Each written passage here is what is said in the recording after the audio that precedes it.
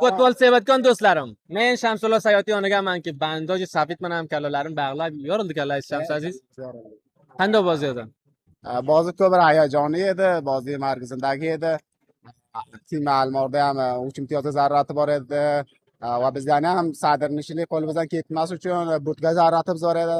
Taloshimizni qildik, zahmatimizni qildik. O'sha barnomalarga murabbiylarimiz va kodir fanimiz bizlarga jalsaga o'rgatib berildilar, ko'rsatib berdilar. O'shalarni biz maydonga piyoda qildik. Va alhamdulillah, azor bosh shukrki natijani oldik. Va 3 imtiyozni ham oldik. Sadr jadvalni past egaladik, qo'ldan bermadik. Shams aziz, aytadilar sar fido kardam ammo imtiyoz nadodan. Shunday bir narsa Forsga aytiladi. Bosh fido qilib va imtiyoz qo'ldan bermas, shunday?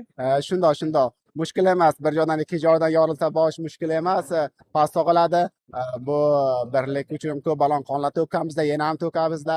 Birlik bir tim emas, bir xonavoda emas, bir xonovodadan parotar, bir timdan, bir guruhdan parotar, hatto bir tim Faryobi, bir tim Kishvari inshaalloh. Va umid qilamiz o'sha rizki birlik qahramon bo'lsa va bu ko'p muddat bo'ladiki noyob qahramonlik bo'lib ketibdi. Taqriban 7 fasl, 8 fasl hech qahramon bo'lgan yo'qmiz. Inshaalloh bir qahramon bo'lsa o'sha yurakdagi orzu-armonlar hammasi chiqib ketsin. Oxirga aziz ko'ruvchilarga aytilayotganingiz nima? Hamma aziz ko'ruvchilarga aytishim shuki, inshaalloh umidvorman birlik xonavodasiga qahramonlikni keltirsak va birlik havodorlarini sathi Maymana shahriga, viloyat Faryoga va Afg'onistonga xushol xurram qilsak. Sizdan tashakkur aka. Salomat Sog'lik tilayman. Tashakkur.